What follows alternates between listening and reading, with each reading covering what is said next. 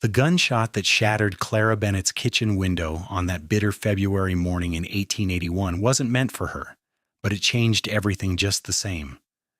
She dropped to the floor of her small homestead cabin outside Cheyenne, Wyoming, her heart hammering against her ribs as shards of glass rained down around her like frozen tears. Outside, men shouted and horses screamed, and Clara pressed herself against the rough wooden planks, praying the violence would pass her by. She had been through 3 winters alone on this land since her father died, 3 winters of back-breaking work and bone-deep loneliness, and she refused to let some range war take it all away. The shooting stopped as suddenly as it started. Clara waited, counting her breaths, before she dared to lift her head. Through the jagged remains of her window, she could see a figure lying motionless in the snow near her fence line. Her conscience wrestled with her fear, but she had been raised better than to leave a man bleeding in the cold. She grabbed her father's old rifle and pushed open the door, stepping into the biting wind that cut through her thin calico dress. The snow crunched beneath her worn boots as she approached the fallen man. He was face down, his dark coat stained with blood that looked black against the white ground. Clara nudged him with her boot, keeping the rifle trained on him. He groaned and rolled slightly, revealing a face younger than she expected, maybe 25 or 26, with dark stubble covering his jaw and eyes squeezed shut in pain. Blood seeped from his shoulder, spreading across his shirt like spilled wine. "Can you walk?" Clara asked, her voice sharper than she intended. The man's eyes opened, focusing on her with difficulty. They were the color of summer sky, startling against his sun-weathered skin. "Depends on where you want me to walk to, ma'am." "Inside before you freeze to death and I have to explain a corpse on my property." He managed something between a laugh and a cough. "Hospitable of you." Clara wasn't sure if helping him was brave or foolish, but she couldn't leave him to die. She slung his good arm over her shoulders and half-dragged him toward the cabin. He was heavier than he looked, all muscle and lean strength. And by the time they reached her door, she was breathing hard. She deposited him in her father's old chair near the stove and began stoking the fire. The man slumped forward, pressing his hand against his shoulder wound. In the better light, Clara could see he was handsome in a rough-hewn way, with strong features and a mouth set in a grim line. "I need to see that wound," she said, setting down the rifle but keeping it within reach. He nodded and began shrugging out of his coat with clumsy movements. Clara helped him peel back the blood-soaked fabric of his shirt, revealing a bullet wound that had torn through the meat of his shoulder. It was bleeding steadily but didn't look like it had hit anything vital. "You are lucky," she said, fetching her medical supplies. Her father had taught her basic doctoring, a necessary skill this far from town. "The bullet went clean through." "Don't feel particularly lucky right now," he said through gritted teeth as she began cleaning the wound. "What happened out there?" He was quiet for a moment, his jaw working as she dabbed at the injury with whiskey-soaked cloth. "Cattle dispute. The Broken Arrow Ranch has been trying to push out the smaller outfits, claim open range that is not theirs to claim. I work for the Double J, and we have been pushing back." Clara had heard about the trouble brewing between the big ranches and the smaller operations. It was the same old story, repeated across the West wherever there was land and money to be fought over. She had tried to stay out of it, keeping to her small homestead and her vegetable garden and the few chickens she raised. "You brought your war to my doorstep," she said, threading a needle. "Did not mean to. This is going to hurt, is not it?" "Yes." She did not believe in lying about such things. The man bore the stitching with remarkable stoicism, only the whiteness of his knuckles on the chair arm betraying his pain. When she finished, Clara bandaged the wound with clean cloth and stepped back to wash her hands. "Thank you," he said quietly. "Not many folks would have helped. Not many folks would have a choice with a bleeding man on their property." Clara studied him more carefully now. "What is your name?" "James. James Hartley. My friends call me Hart." "I am Clara Bennett. This is my land. Has been my family's land for 4 years now." "You're out here alone?" Hart looked around the small cabin, taking in the single chair, the narrow bed in the corner, the feminine touches that marked it as a woman's space. My father died 3 years back. Pneumonia. Clara busied herself putting away the medical supplies, uncomfortable with the sympathy she saw in his eyes. I have managed fine on my own. I do not doubt it. Hart tried to stand and swayed, catching himself on the chair. I should get going before those Broken Arrow boys circle back. You can barely stand. You will die of exposure before you make it a mile. Clara made a decision that was probably unwise but felt necessary. You can stay until morning. There is a barn out back where you can bed down. I will bring you some food. Hart looked like he wanted to argue but thought better of it. That is kind of you, Miss Bennett. It is practical. I do not want your death on my conscience. Clara wrapped her shawl tighter around her shoulders. Come on before you fall over. She helped him to the barn, a small structure that housed her milk cow and her horse, a gentle mare named Rosie. Clara had cleaned out one of the stalls and filled it with fresh hay just last week. She fetched blankets from the cabin and made Hart as comfortable as possible. There is a blizzard coming, she said, eyeing the darkening sky. I can feel it in the air. You might be stuck here a few days. I have weathered worse, Hart said, but his face was pale beneath the stubble, and his eyes were fever bright. The wound was taking its toll. Clara brought him soup and bread, watching as he ate with the careful movements of a man trying not to jar an injury. She found herself studying him in the lamplight, noting the calluses on his hands, the way his hair curled at his collar, the surprising gentleness in his eyes when he thanked her. Tell me about the Double J, she said, settling onto an overturned bucket. The wind was already picking up outside, whistling through the cracks in the barn walls. Hart told her about the ranch where he had worked for 2 years, about the owner John Dalton who treated his men fairly and paid honest wages. He spoke of the work, the long days in the saddle, the satisfaction of bringing in a herd. His voice was warm when he talked about the land, the wild beauty of it, the way the mountains looked at sunrise. Why do you stay? Clara asked. With all this trouble brewing, you could find work elsewhere. Could ask you the same thing, Hart countered. You are alone on a homestead in the middle of nowhere, dealing with winters that could kill you and summers that are not much better. Why do you stay? Clara was quiet for a long moment. Because it is mine. Because my father and I built this place with our own hands, and I will not let it go without a fight. Because leaving would mean all those hard seasons meant nothing. Hart nodded slowly. That is why I stay too. The Double J gave me a chance when I needed one. John Dalton is a good man, and I will not abandon him when times get tough. There was something in his voice, a loyalty and steadfastness that Clara recognized because she felt it too. They were both people who stayed, who endured, who held on when it would have been easier to let go. The blizzard hit that night with a fury that shook the cabin walls. Clara lay in her bed listening to the wind howl like a living thing and worried about the man in her barn.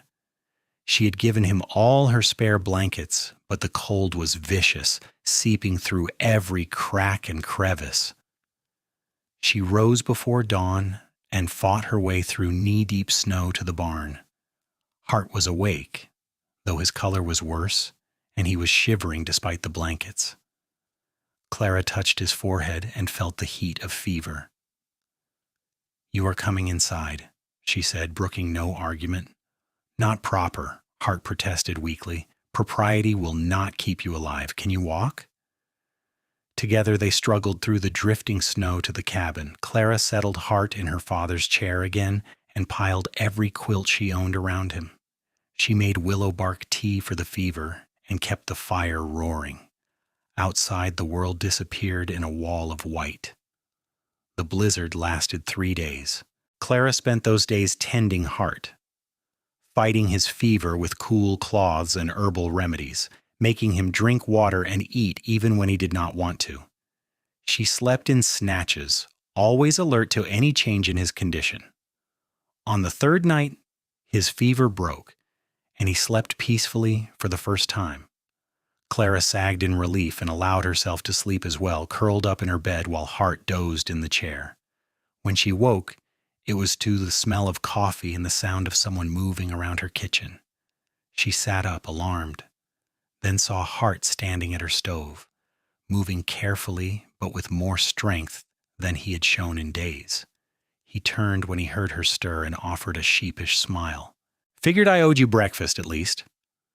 Clara rose and wrapped herself in her shawl, suddenly aware of her unbound hair and wrinkled dress. "You should be resting." "I have been resting for 3 days while you ran yourself ragged taking care of me." Hart poured coffee into 2 cups and brought one to her. "Thank you, by the way. I know I said it before, but I mean it. You saved my life." Clara accepted the coffee, cradling the warm cup in her hands. "You would have done the same." "Maybe, but not everyone would have." Hart leaned against the counter, favoring his injured shoulder. "The storm has passed. I should head back to the Double J, let them know I'm alive." "Your shoulder needs more time to heal." "It will heal on the trail." Hart set down his coffee and looked at her directly.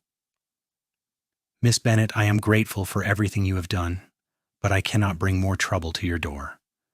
The Broken Arrow outfit is ruthless. If they find out you helped me, they might make things difficult for you." "They do not scare me," Clara said, though her stomach clenched at the thought. "They should."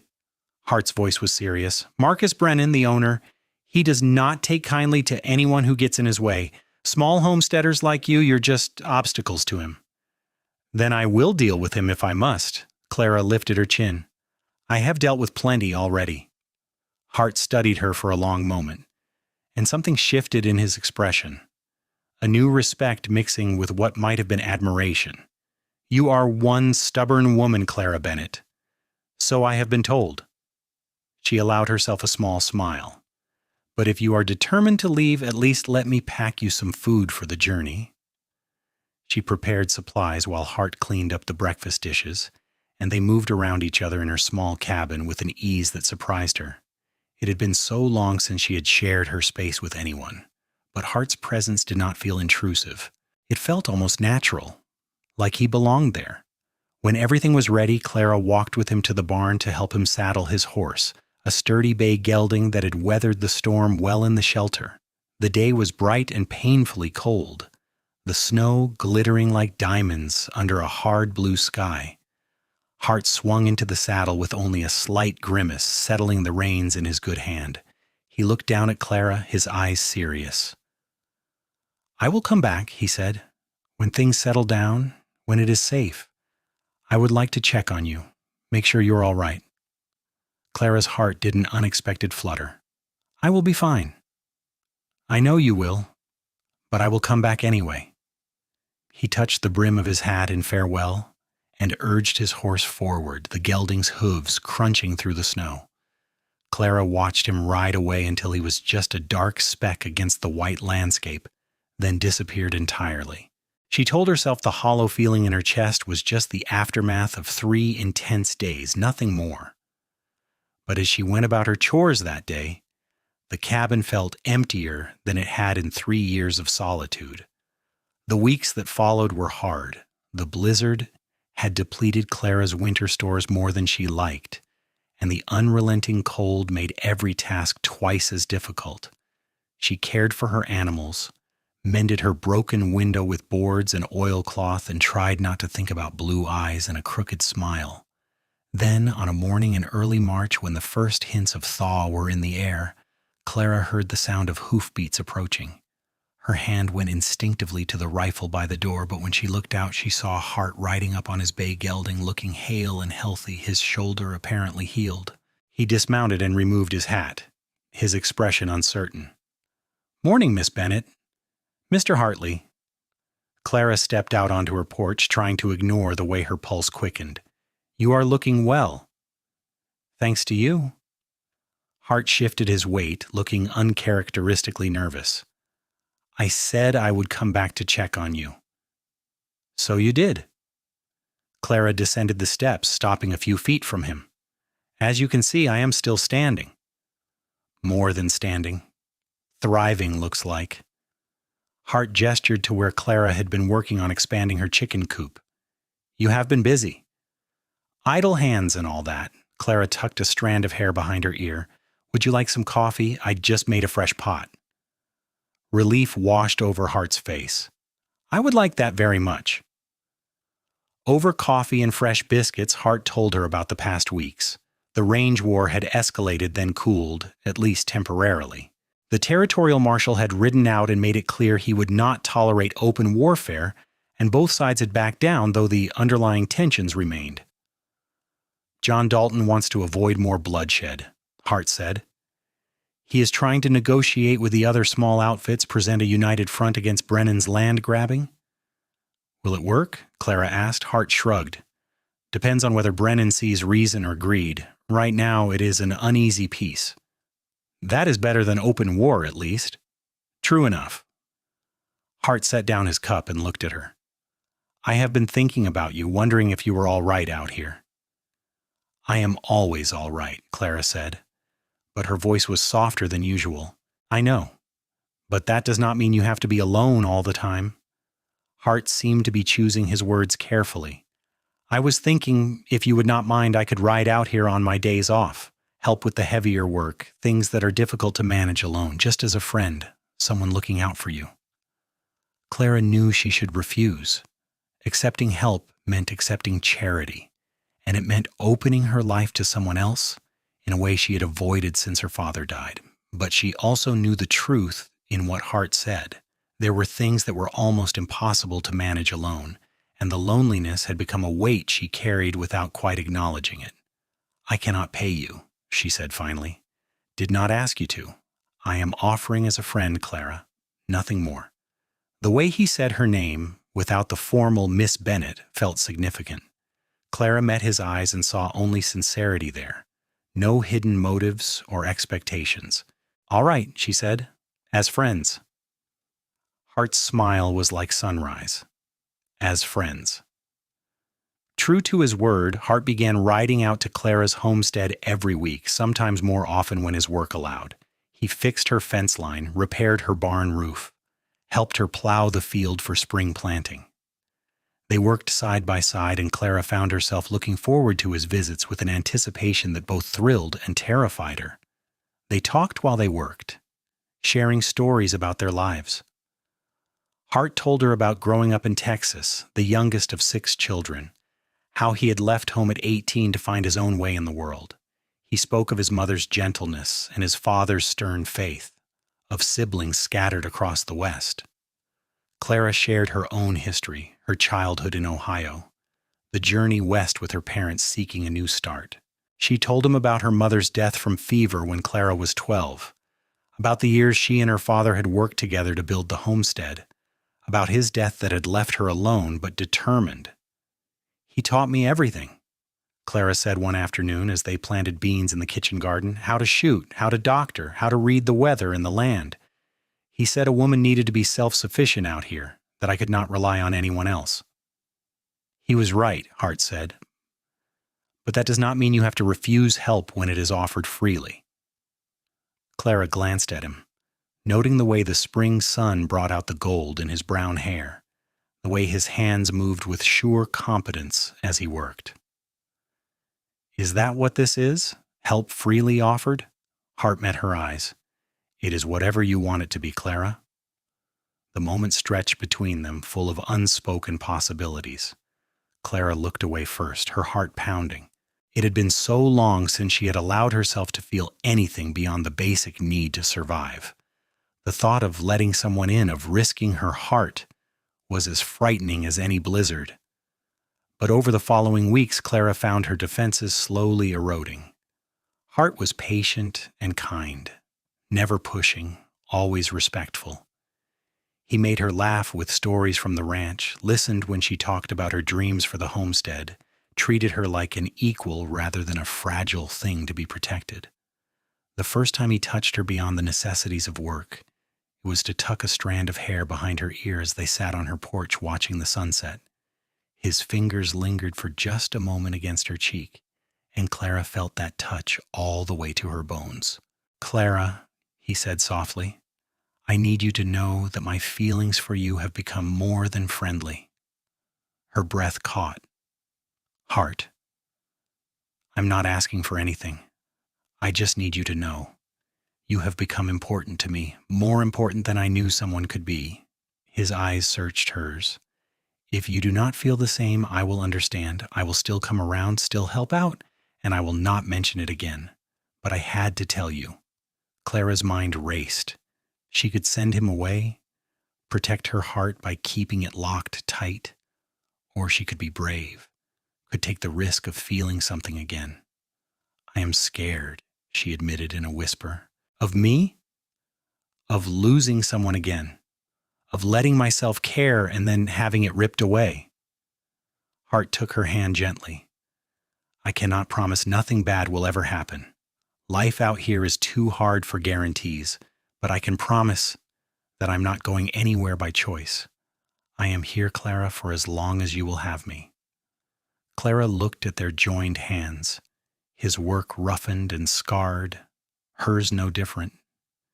They were both people who knew hard work and hard times, who understood the cost of building something in the wilderness. I care about you too, she said finally, more than I wanted to admit. Hart's smile was like sunlight breaking through clouds.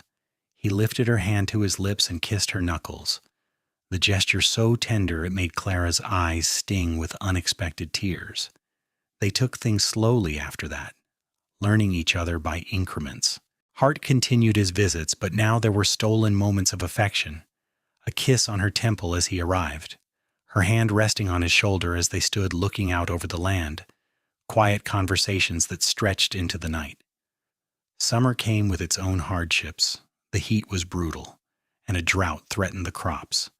Clara watched her carefully tended garden wilt despite her efforts to keep it watered. She tried to hide her worry, but Hart saw through her brave face. It is bad? He asked one evening as they surveyed the struggling plants. Yes. Clara did not believe in sugarcoating the truth. If the drought continues, I will lose most of the harvest. I have some money saved, but not enough to buy what I need to get through the winter. Hart was quiet for a moment. Come to the Double J. What? Come stay at the ranch. John Dalton is a fair man. He would give you work, cooking, or mending, or whatever you are willing to do. The pay is decent and you would have food and shelter. When fall comes, you can return here, replant, and try again. Clara shook her head immediately. This is my land. I cannot just abandon it. It is not abandoning, it is being practical. Hart took her hands. Clara, pride is fine, but it will not fill your belly come winter. There's no shame in accepting help, especially when the alternative is losing everything. You do not understand. Clara pulled away, wrapping her arms around herself. If I leave, even for a few months, someone could claim I have abandoned the homestead. I could lose it all legally, not just from lack of supplies. Hart frowned. Is your claim solid? My father filed properly, and I have the papers, but I am a single woman trying to hold land alone. There are men who would argue I cannot maintain it, that it should go to someone who can work it properly. The bitterness in her voice surprised even her. Then marry me. Clara's head snapped up. What? Hart looked as surprised by his words as she was, but he did not take them back. Instead, he stepped closer, his expression intense. Marry me, Clara, not just so you can keep your land, though that is reason enough. Marry me because I love you, because I have loved you since you dragged me into your cabin more dead than alive and refused to let me die. Marry me because you have made every hard season feel like something worth getting through together. Clara stared at him, her heart hammering so hard she thought it might break free from her chest. Hart, we have known each other less than 6 months. I know. And if you need more time, I will wait. But the offer stands today, tomorrow, whenever you're ready. He cupped her face gently. I want to build a life with you, Clara. I want to wake up next to you every morning and fall asleep with you every night. I want to help you work this land and make it prosper. I want to give you the family and the future you deserve. Tears spilled down Clara's cheeks. I am not easy to love. Neither am I, but I think we might be perfect for each other anyway. Clara laughed through her tears and threw her arms around his neck. Yes, yes, I will marry you.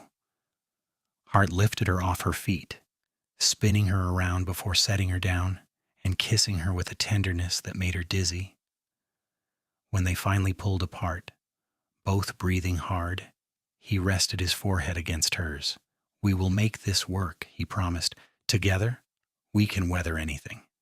They married 2 weeks later in Cheyenne, a simple ceremony with John Dalton and his wife standing as witnesses. Clara wore her mother's dress, carefully preserved and altered to fit, and carried wildflowers that Hart had picked that morning. When the circuit judge pronounced them husband and wife, Hart kissed her like she was something precious, and Clara felt the last of her defenses crumble.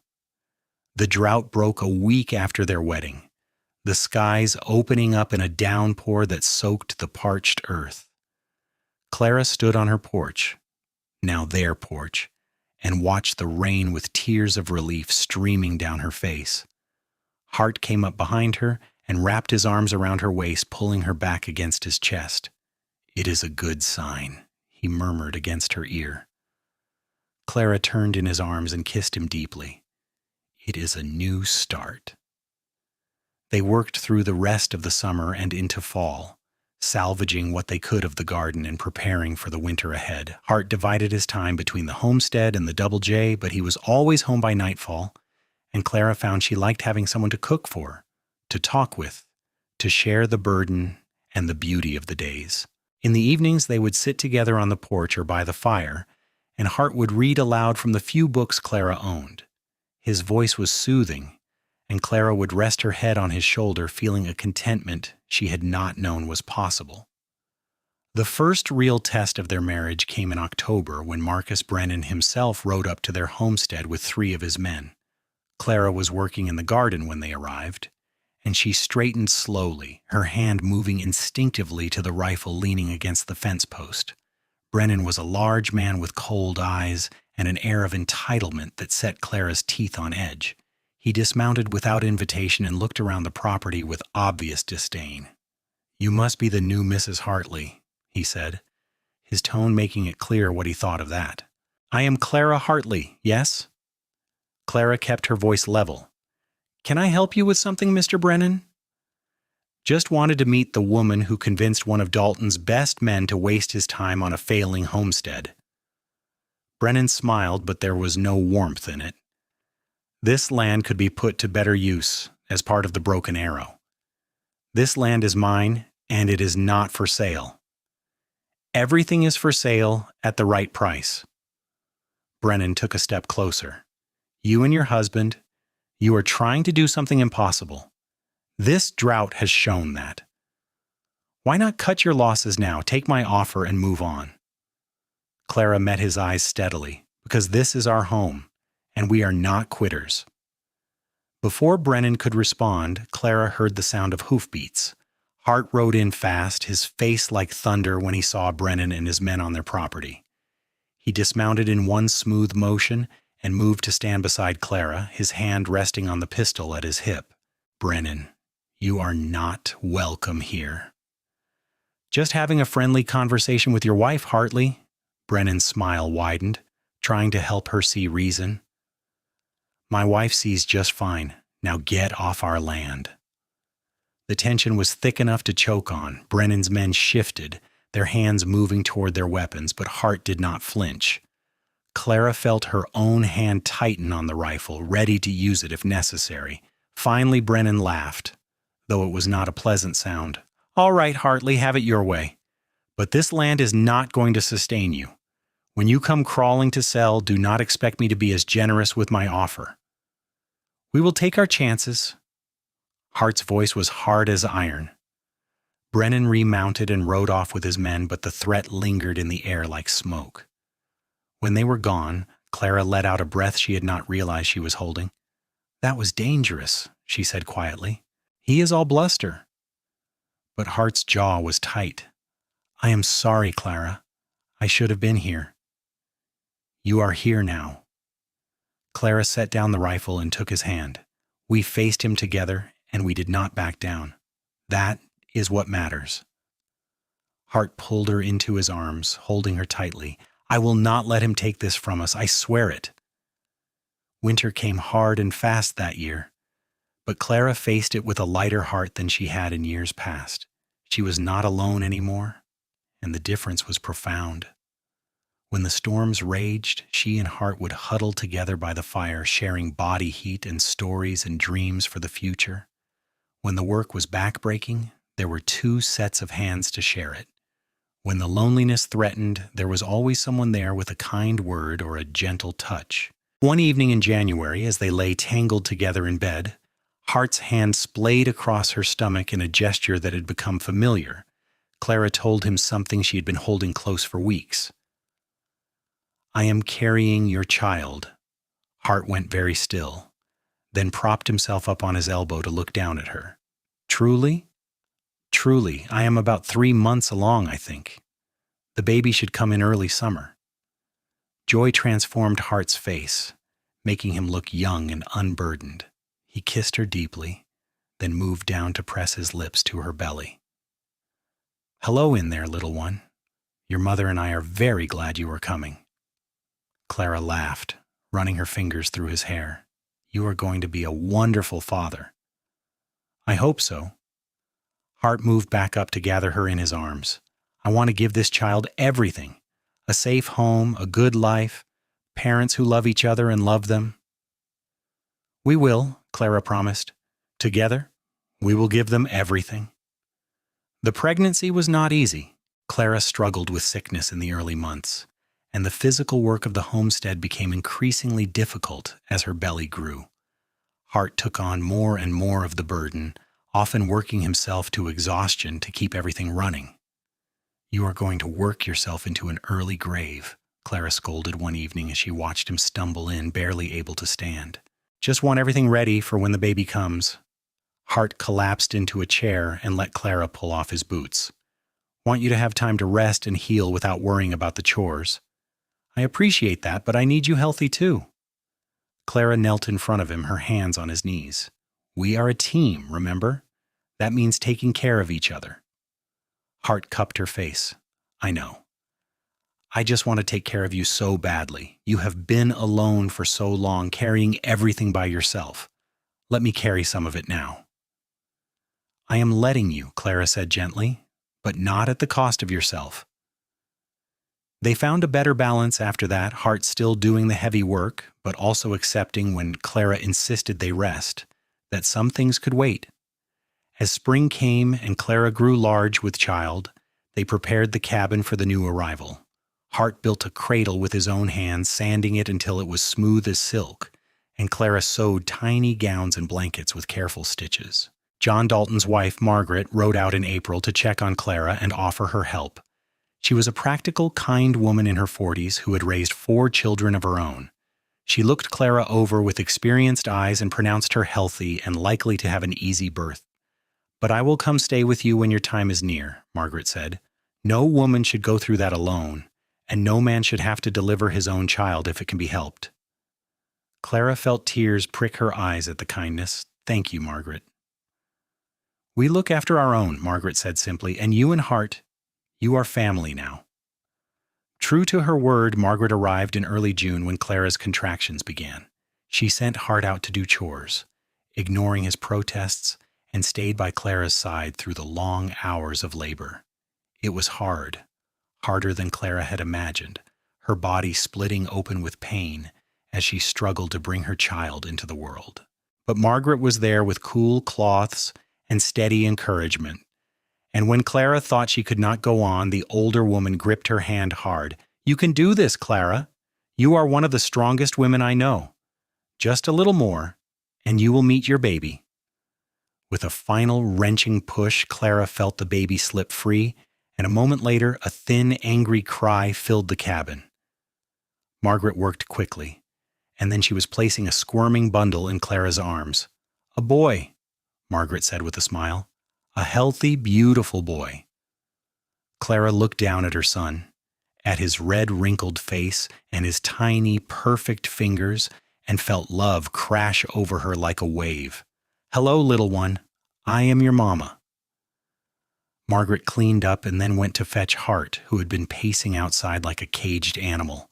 He burst into the cabin and rushed to the bedside, his eyes wide as he took in Clara and the baby. "Is he all right? Are you all right?" "We are perfect," Clara said, exhausted but radiant. "Come meet your son." Hart sat carefully on the edge of the bed and looked down at the baby with wonder. When Clara placed the infant in his arms, Hart held him like he was made of glass, tears streaming down his face. "He is so small," Hart whispered. "He will grow." Clara leaned against her husband, watching as their son yawned and stretched. "What should we name him?" They had discussed names but never settled on one. Now, looking at his child, Hart said quietly, "Samuel, after my father, if that is all right with you." "Samuel Hartley." Clara tested the name. "I like it. Hello, Samuel." The first weeks with the baby were a blur of sleepless nights and constant feedings, but Clara had never been happier. Hart was a devoted father, taking Samuel whenever he cried in the night so Clara could rest, walking the floor with the baby on his shoulder while singing soft lullabies in his rough voice.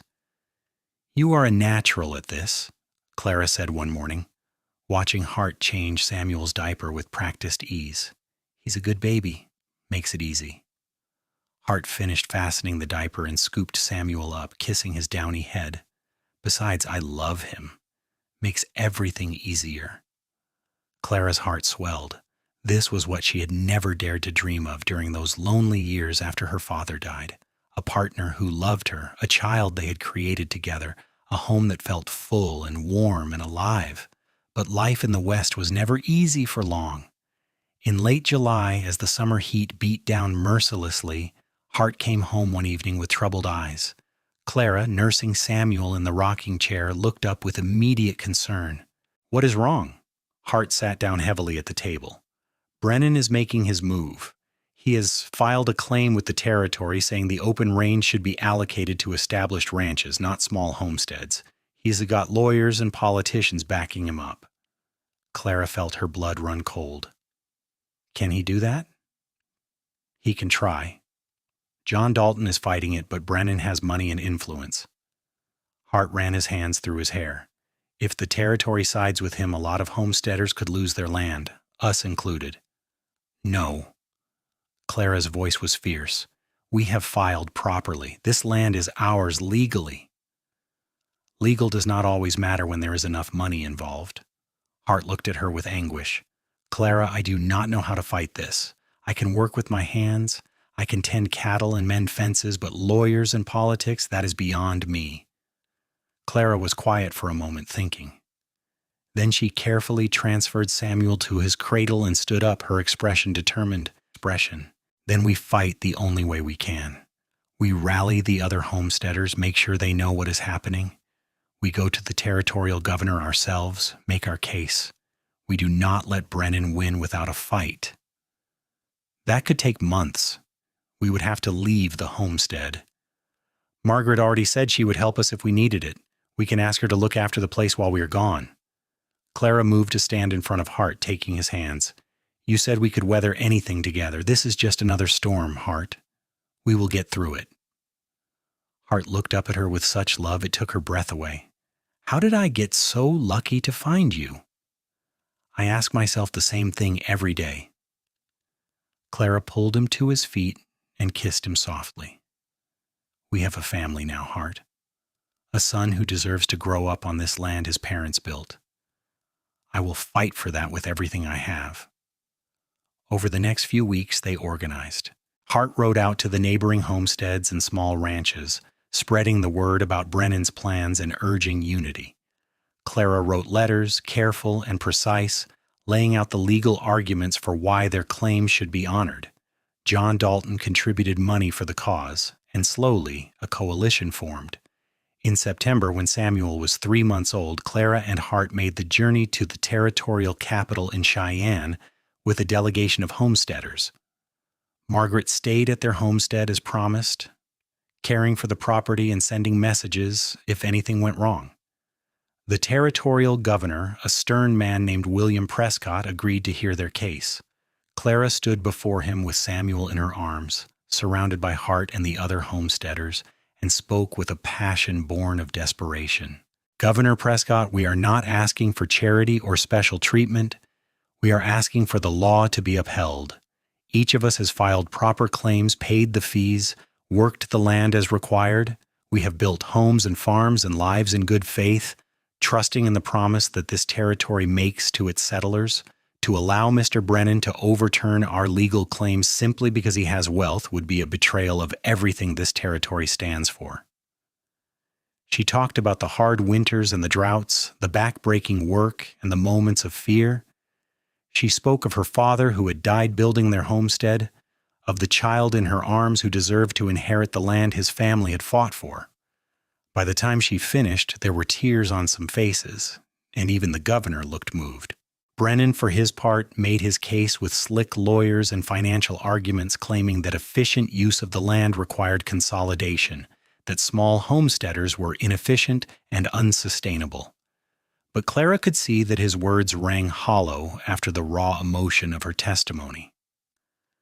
Governor Prescott promised to make his decision within the month. Clara and Hart returned home to wait, the uncertainty hanging over them like a sword. "What if he sides with Brennan?" Clara asked one night as they lay in bed, Samuel sleeping peacefully in his cradle nearby. "Then we will figure something out," Hart said, though his voice was strained. "Maybe move further west, start over somewhere else." "I do not want to start over. I want this, our home, our land." Clara turned to face him in the darkness. "Hart, I am so tired of fighting." "I know, love, I know." Hart gathered her close, and she buried her face in his chest. "But you have made every hard season feel like something worth getting through together. Whatever happens, we will face it side by side." Those words, the echo of his proposal, gave Clara strength. She had survived 3 winters alone. She could survive anything with Hart beside her. The governor's decision came in October, delivered by a rider from Cheyenne. Hart opened the official letter with shaking hands while Clara stood beside him, hardly daring to breathe. He read it once, twice, then looked up at her with wonder. "He ruled in our favor. All legal homestead claims are to be honored. Brennan's petition is denied." Clara let out a sound that was half sob, half laugh. "We won?" "We won." Hart picked her up and spun her around, both of them laughing and crying at once. "So, Clara, we won." They celebrated that night, just the 3 of them, with a special dinner and quiet joy. The relief was profound, like a weight Clara had not fully realized she was carrying suddenly lifted from her shoulders. But the victory came at a cost they had not anticipated. The next day, 3 riders approached the homestead, and Clara recognized them as Brennan's men. Hart stepped out to meet them, his hand on his gun, but the men kept their distance. "Boss wants you to know he does not forget," the lead rider called out. "You made him look bad in front of the governor. There will be consequences." "Is that a threat?" Hart's voice was hard. "Just a message." The rider tipped his hat mockingly. "Watch your back, Hartley." They rode off, leaving Hart and Clara staring after them with renewed worry. The battle might have been won, but the war was not over. The harassment started small. Fences cut in the night, livestock spooked and scattered. Nothing that could be definitively traced to Brennan, but the message was clear. Hart took to sleeping lightly, waking at every unusual sound, and Clara found herself checking the windows constantly, her rifle always within reach. "This cannot continue," she said one morning after they had spent half the night rounding up their scattered chickens. "We are living in fear in our own home." "I know." Hart's face was grim. "I am going to ride to the Double J, talk to John. Maybe if we coordinate with the other homesteaders, we can catch whoever is doing this." But before Hart could leave, tragedy struck. Clara was in the barn milking the cow when she heard Samuel crying from the cabin, and then the cry was cut short. Her heart stopped. She ran toward the house, but someone grabbed her from behind, a rough hand clamping over her mouth. "Quiet now," a voice hissed in her ear. She recognized him as one of Brennan's men. "You are coming with us." Clara fought, kicking and clawing, but there were two of them, and they were strong. They dragged her toward waiting horses, and all she could think was Samuel. Where was Samuel? Was her baby hurt? Then a gunshot cracked the air. One of the men holding Clara fell with a cry, and suddenly Hart was there, fury incarnate, his smoking pistol in hand. The second man released Clara and went for his gun, but Hart was faster. Another shot and the man dropped. Clara ran for the cabin, her only thought for her son. She burst through the door and found Samuel safe in his cradle, crying but unharmed. She scooped him up, holding him so tightly he protested, and sank to the floor in relief. Hart came in moments later, his face white. "Are you hurt?" "No, they did not hurt me." Clara looked up at him, still clutching Samuel. "You killed them." "I had no choice." Hart's hands were shaking. "They were taking you. I could not let them take you." The sheriff came out from Cheyenne to investigate. The dead men were confirmed as Brennan's employees, and witnesses from a neighboring homestead had seen them watching Clara and Hart's place for days. The sheriff rode to the Broken Arrow to question Brennan, but the ranch owner claimed no knowledge of his men's actions, said they must have been acting on their own. There was no proof otherwise, so no charges were filed against Brennan, but the incident had shaken the entire community. Other homesteaders came forward with their own stories of harassment and intimidation, and public opinion began to turn against the Broken Arrow outfit. John Dalton called a meeting of all the small ranchers and homesteaders in the area. It was held in Cheyenne in a church hall packed with people who had finally had enough. Clara and Hart attended, Samuel sleeping in Clara's arms, and listened as John outlined a plan. "We need to stand together," he said. "Alone, we are vulnerable. Together we are strong. I propose we form a cooperative, pool our resources for protection and mutual aid. Anyone who threatens one of us threatens all of us." The motion was approved unanimously. The Wyoming Settlers Cooperative was born that day, and with it, a new sense of security. Homesteaders and small ranchers began working together, watching out for each other, providing help when it was needed. Brennan, faced with unified opposition and public scrutiny, backed down. The harassment stopped, and an uneasy peace settled over the territory. It was not perfect, but it was enough. Life slowly returned to normal. Hart continued working for the Double J while building up their homestead, and Clara tended their growing garden and raised Samuel. The boy thrived, growing chubby and happy, his laugh the best sound Clara had ever heard. On a warm evening in early summer, when Samuel was a year old and toddling around on unsteady legs, Clara stood on the porch watching her husband play with their son in the yard. Hart was on his hands and knees, pretending to be a horse, while Samuel rode on his back, shrieking with delight. The homestead looked better than it ever had. The fields were green with crops, the barn and fences were in good repair, and the cabin had been expanded to include a second room for Samuel. It was not much by some standards, but to Clara it was everything. Hart looked up and caught her watching. He scooped up Samuel and walked over. The boy balanced on his hip. "What are you thinking about?" Hart asked, climbing the steps to stand beside her. "About how different everything is from a year ago, from 2 years ago." Clara took Samuel when he reached for her, settling him on her hip. "About how I could not have imagined this life when I was alone." "Regrets?" Hart asked, though his tone was light. "Not a single one." Clara leaned into him and he wrapped his arm around her shoulders. "You said once that I had made every hard season feel like something worth getting through together. But Hart, you did the same for me. You gave me a reason to keep fighting when I was ready to give up." "We gave each other that," Hart said quietly. He kissed her temple, then Samuel's head. "This is just the beginning, Clara. We have our whole lives ahead of us." "I know. And I cannot wait to live every day of it with you." The years that followed were not without their challenges. There were hard winters and dry summers, years when the crops struggled and money was tight. There were moments of fear when Samuel took sick with fever, when Hart was injured in a riding accident, when Clara lost a pregnancy and grieved the child they would never meet.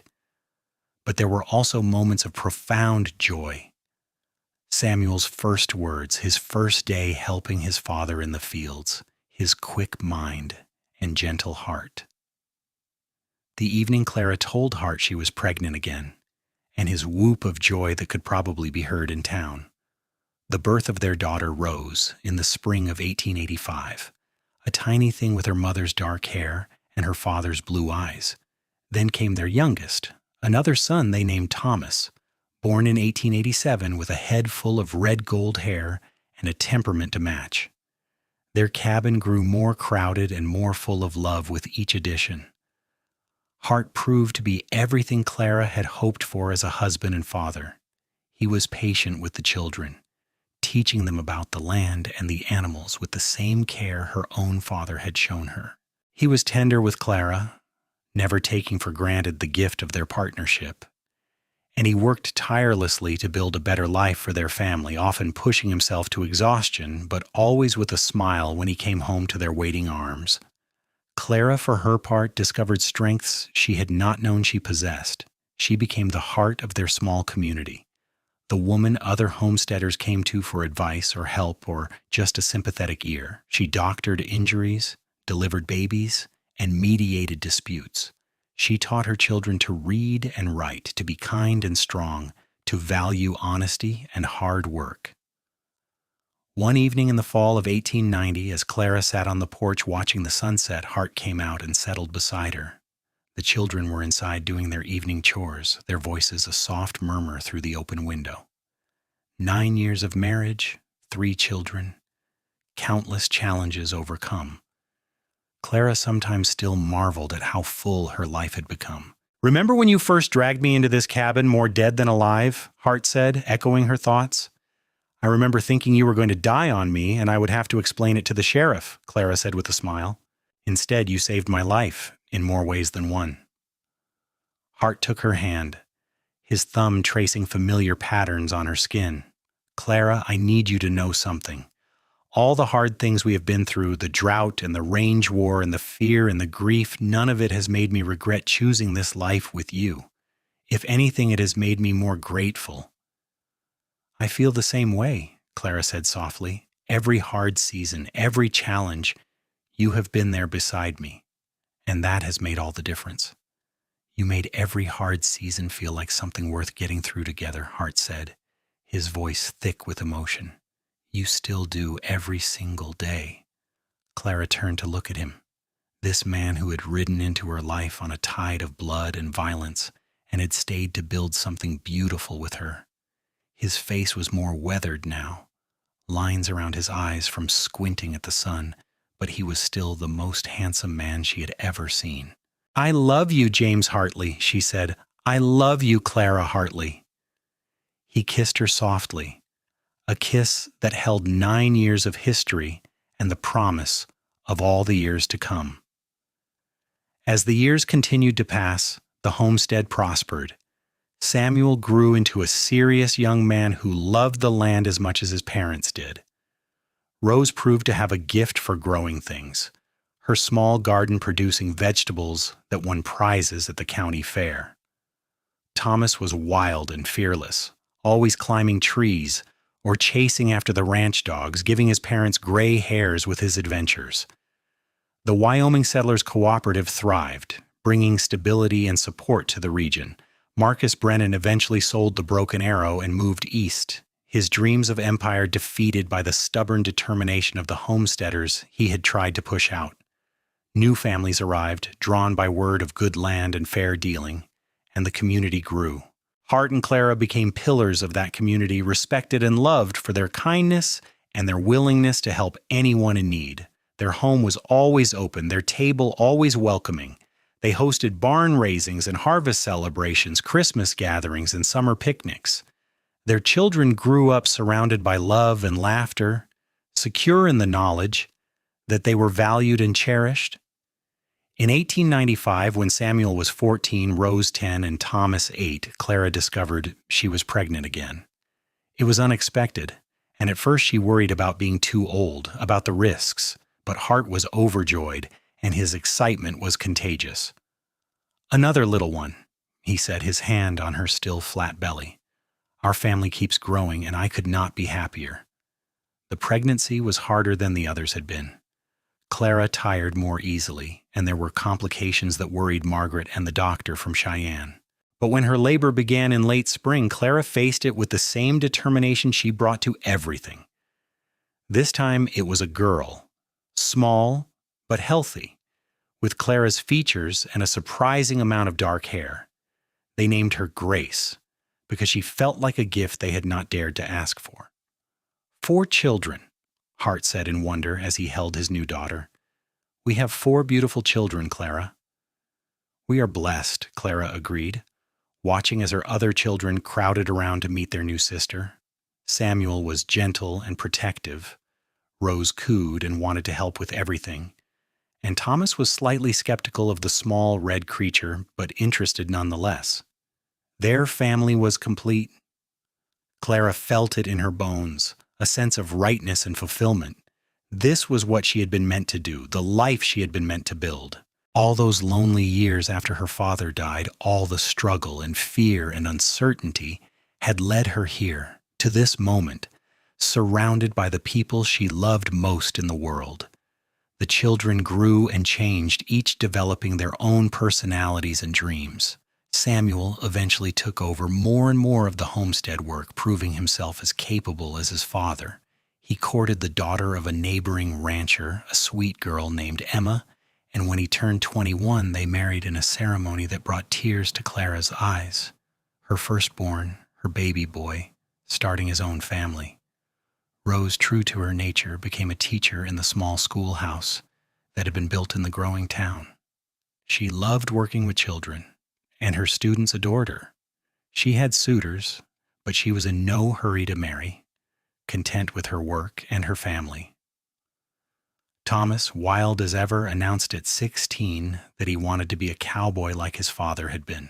Hart took him to work at the Double J, which was now run by John Dalton's son after John's death.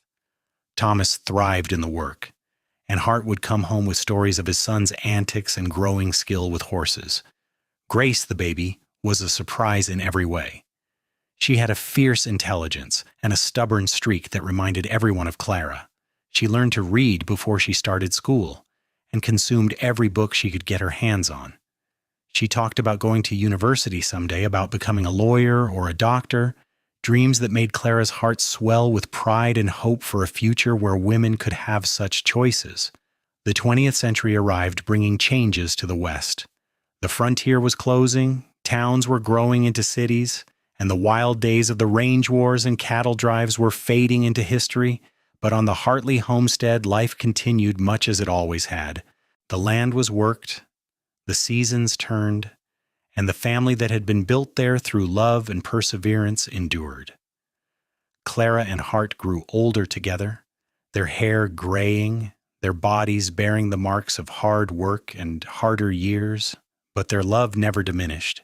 If anything, it deepened, becoming something richer and more complex with each passing year.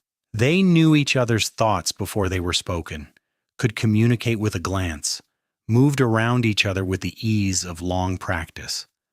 On their 20th wedding anniversary in the summer of 1903, Hart surprised Clara with a gift. He had been working on it in secret for months, and when he finally revealed it, Clara wept. It was a book, handmade and bound in leather. Inside were pages filled with Hart's careful handwriting, telling the story of their life together. He had written down everything he could remember from the day he was shot and she saved his life, through their courtship and marriage, the birth of each child, the struggles and the triumphs. He had included sketches too, rough but recognizable drawings of the homestead, of Clara, of their children. "So we never forget," Hart said, watching her page through it with trembling hands. "So our children and grandchildren know how much we loved each other, how hard we fought for this life." Clara could not speak past the lump in her throat. She pulled Hart into a kiss that was salty with her tears, pouring 20 years of love into it. "Thank you," she finally managed. "This is the most precious thing anyone has ever given me." That night, after the children had gone to bed, Clara and Hart sat on their porch as they had done countless times before. The stars were bright overhead, the air warm and sweet with the scent of Rose's garden. Clara leaned against Hart, his arm around her shoulders, and felt a contentment so profound it was almost painful. "Did you ever imagine this?" she asked. "Back when we first met. Could you have imagined this life?" "Honestly, no." Hart pressed a kiss to her hair. "I imagined dying young in some stupid fight. I never let myself hope for something like this, a real home, and a family, and someone to love who loved me back." "I am glad you let yourself hope eventually," Clara said. "You gave me no choice," Hart said with a laugh. "You were so stubborn about keeping me alive, and then about keeping me in your life. I did not stand a chance." "Good." Clara tilted her head to look up at him. "I do not want to imagine my life without you, Hart. These 20 years have been the best of my life, even with all the hard parts, especially with all the hard parts because we went through them together." "Every hard season," Hart murmured. "Worth getting through together," Clara finished. They sat in comfortable silence for a while, wrapped in each other and the life they had built. Then Hart spoke again, his voice thoughtful. "I think about that day you found me bleeding in the snow sometimes. What if you had not come outside? What if you had decided I was not worth the risk?" "But I did come outside, and you were worth every risk," Clara said firmly. "That is what matters. Not the what-ifs, but what actually happened. We found each other, Hart. Against all odds, in the middle of nowhere, we found each other, and we chose each other, and we built this beautiful life. That is not chance or luck. That is destiny." "Destiny," Hart repeated, testing the word. "I like that. I was destined to love you, Clara Hartley, and I was destined to love you right back." More years passed, bringing both joy and sorrow. John Dalton's son sold the Double J to a corporate outfit from back east, and Hart finally retired from ranch work to focus entirely on the homestead. Samuel and Emma had 3 children of their own, making Clara and Hart grandparents. Rose eventually married a quiet man who taught at the school with her, and they had twin daughters who were the delight of the entire family. Thomas, true to form, took the longest to settle down. But at 25, he fell hard for a rancher's daughter from Montana and brought her home to meet the family. She was as wild and free-spirited as he was, and they were perfect together. They married and settled on a piece of land Thomas bought near the original homestead, raising horses and their eventual 4 sons. Grace, brilliant and determined, did go to university in Denver, one of the first women from their region to do so. She came home with a teaching certificate and dreams of starting a school that would serve the entire county. With her family's support and her own fierce will, she made it happen, founding an institution that would educate generations of children. Clara and Hart watched their children flourish and their grandchildren grow, and they marveled at the legacy they had created. It was not just the land they had held onto through grit and determination, though that mattered. It was the family they had raised, the values they had instilled, the love they had cultivated like the most precious crop. In the summer of 1915, Clara and Hart celebrated their 32nd wedding anniversary surrounded by their children and grandchildren. The homestead was full to bursting with family. 3 generations gathered to honor the couple at the center of it all. There was food and music and laughter, stories told and retold, children running wild in the yard where Hart had once played with his own babies. As the sun began to set, Samuel stood and raised his glass in a toast. "To my parents," he said, his voice carrying across the gathered family, "who taught us what real love looks like, who showed us that hard work and determination can build something lasting, who weathered every storm together and came out stronger on the other side. Mama, Papa, thank you for everything you have given us. Thank you for this family, this home, this legacy." The family echoed the toast, glasses raised, and Clara felt tears streaming down her face. Hart's hand found hers under the table, his grip strong and sure, and she held on tight. "We did well, did we not?" Hart whispered to her. "We did perfectly," Clara whispered back. That night, long after everyone had gone to bed or headed home, Clara and Hart sat on their porch one more time. They were both in their 60s now, their bodies showing the wear of hard lives well lived. But when Clara looked at Hart, she still saw the young man who had ridden into her life all those years ago, still felt the same flutter in her heart. "I have been thinking," Hart said, breaking the comfortable silence, "about that book I made you for our anniversary, the one with our story." "I love that book," Clara said. "I read it sometimes when I need reminding of how blessed we are." "I want to add to it," Hart said. "I want to write down everything else that has happened all the years since. And then I want to make sure it is passed down to our children and grandchildren so they know where they came from." "That is a beautiful idea," Clara said, squeezing his hand. "Our story deserves to be remembered." "Not just our story. The story of everyone who came to this land and fought to build something, the homesteaders and the ranchers, the families who struggled and survived. We are part of something bigger, Clara. Something worth remembering." "Then we will write it all down," Clara promised. "Together, like we do everything else." They spent the fall and winter working on the expanded book, sitting together at the kitchen table in the evenings, Hart writing while Clara offered her memories and corrections. They filled pages with stories about their children and grandchildren, about the growth of the community, about the changes they had seen in the West. It was a labor of love, and when it was finished, they presented it to their children at Christmas. The book was received with tears and gratitude, a tangible reminder of everything their parents had built. The years continued their relentless march. Clara and Hart both slowed down, their bodies protesting the work that had once been easy. They took on less of the physical labor, letting Samuel and Thomas manage most of the homestead work. But they were still the heart of the family, still the ones everyone came to for advice or comfort or just to be near. In the spring of 1920, just after their 37th wedding anniversary, Hart fell ill. It started as a cough that would not go away, then turned into something more serious. The doctor from town, now a young man Clara had helped deliver years ago, examined Hart and took Clara aside with a grave expression. "His lungs are badly damaged, probably from years of breathing dust and working in all weather. There's not much I can do except try to keep him comfortable." Clara felt her world tilt. "How long?" "Could be months, could be a year, hard to say." Clara thanked him and sent him away, then went to sit beside Hart's bed. He was sleeping. His breathing labored even in rest. She took his hand, noting how it seemed smaller than she remembered, the skin papery and spotted with age. "You are not allowed to leave me," she whispered. "We have more years to spend together, more grandchildren to meet, more sunsets to watch from our porch." But even as she said it, Clara knew it was not a promise she could extract. They were both in their late 60s, had lived far longer than many of their contemporaries.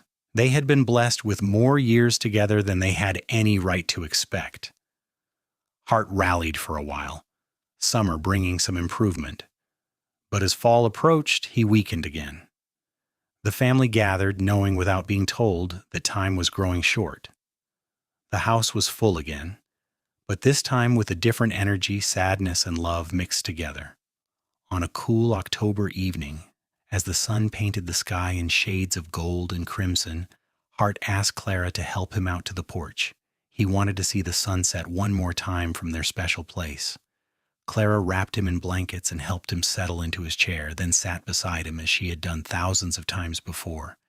The family gave them space, watching from the windows, but allowing them this moment alone together. "Beautiful," Hart said, his voice barely above a whisper as he looked at the sunset. "Yes," Clara agreed, though she was looking at him, not the sky. "Clara," Hart turned his head to meet her eyes, "I need to tell you something." "Save your strength. No, this is important." Hart took a breath that rattled in his chest. You gave me a life I never dreamed I could have. You loved me when I had nothing to offer but myself. You stood beside me through everything, the good and the bad, and you never wavered. You made every hard season feel like something worth getting through together. And because of that, I got to have a life full of joy and purpose and love. Clara was crying openly now. Hart, please. I am not afraid, he said gently. I have lived a full life, Clara. I have loved and been loved. I have children and grandchildren who will carry on after I am gone. I have no regrets except that I am leaving you. I do not know how to be without you, Clara whispered. You are the strongest person I know. You will be all right. Hart squeezed her hand with what strength he had left. And I will wait for you wherever I am going. When your time comes, I will be there to meet you, and we will watch all the sunsets together again. Promise? Promise. Hart's eyes were drifting closed. I love you, Clara Hartley, forever and always. I love you too, James Hartley, forever and always. Hart slipped away peacefully as the sun dipped below the horizon, Clara's hand in his. The family emerged from the house, gathering around to mourn and to comfort, but Clara barely registered their presence. Her heart, which had beat in tandem with Hart's for 37 years, felt like it had stopped as well. The days that followed were a blur. The funeral, held in the small church in town, was packed with people whose lives Hart had touched. Everyone had a story about his kindness, his loyalty, his gentle strength. Clara listened to it all with a kind of numb pride, grateful that others had seen in him what she had always known was there. But when it was all over and the family had returned to their own homes, Clara was left alone in the homestead that had been theirs. The silence was deafening. Every corner held memories, every object a reminder of what she had lost. For the first time since Hart had ridden into her life, Clara felt truly alone. Her children worried about her.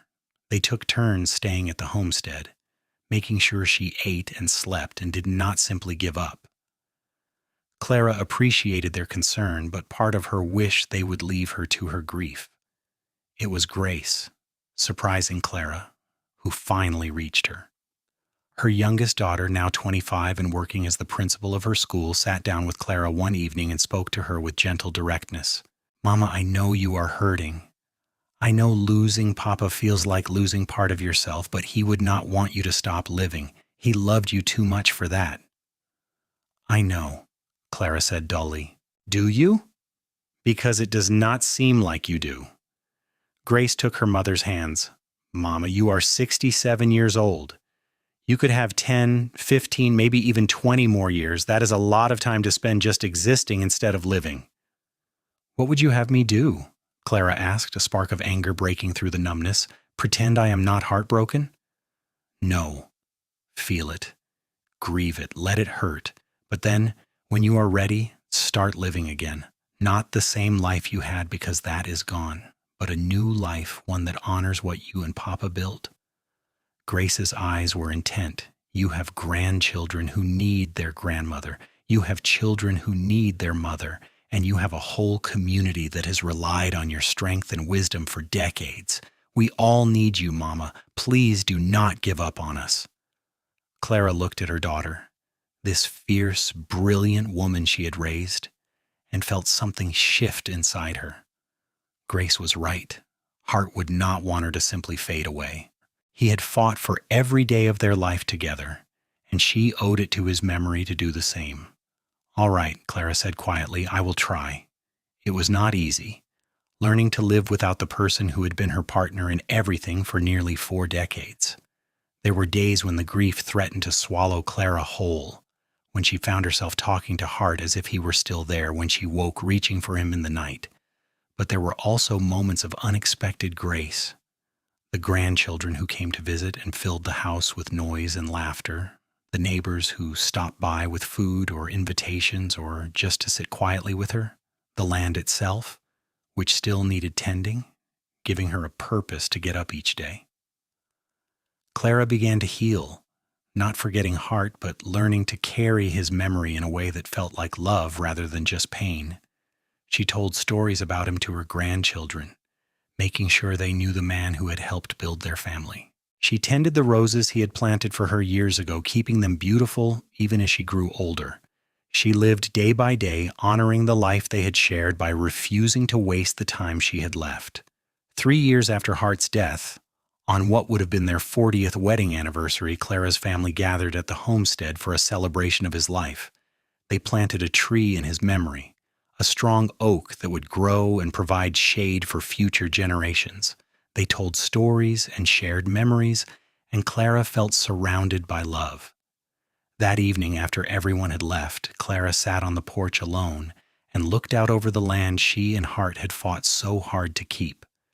She could feel his presence, not in a ghostly way, but in the beauty of the homestead, in the strength of the family they had created, in the legacy of love they had left behind. "Thank you," she whispered to the wind. "Thank you for every year, every day, every moment. You made every hard season feel like something worth getting through together, and you gave me a life beyond anything I could have imagined. I will love you forever, Hart, until we meet again." Clara lived another 8 years, growing old with grace and dignity. She watched her grandchildren grow and have children of their own, becoming a great-grandmother 3 times over. She saw the country change, weathered a world war, marveled at new inventions like automobiles and radios, but through it all, she remained rooted in the land she and Hart had claimed, the homestead that represented everything they had built together. On a warm summer evening in 1931, Clara passed away peacefully in her sleep at the age of 78. She was buried next to Hart, under the oak tree the family had planted in his memory. The whole community turned out for her funeral, testament to the impact she had made on countless lives. The homestead passed to Samuel, who kept it running with the same dedication his parents had shown. The book Hart and Clara had written together was carefully preserved, passed down through the generations as a precious heirloom. Their story became legend in the family, the romance between the cowboy and the homesteader who had defied the odds and built something lasting. And on quiet evenings, when the sun painted the sky in gold and crimson and the wind whispered through the grass, those who lived on the land Clara and Hart had claimed swore they could feel their presence still. 2 souls forever entwined, watching over the legacy they had created through love and perseverance and the unshakable belief that together they could weather anything.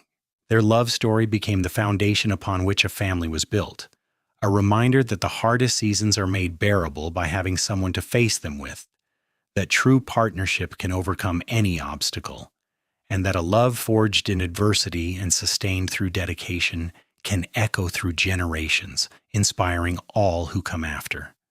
The cowboy had said it best all those years ago in a moment of profound truth. Clara had made every hard season feel like something worth getting through together. But the reality was even more beautiful than that simple statement. They had made every season hard or easy worth living. Together they had created not just a life, but a legacy, not just a family, but a testament to the power of love and determination. And though they were gone, their story lived on. Proof that in the wild, hard West, the greatest adventure of all was opening your heart and choosing to love, even when the odds were against you, even when the seasons were brutal, even when the future was uncertain. Because love, real love, made everything worth it. Always.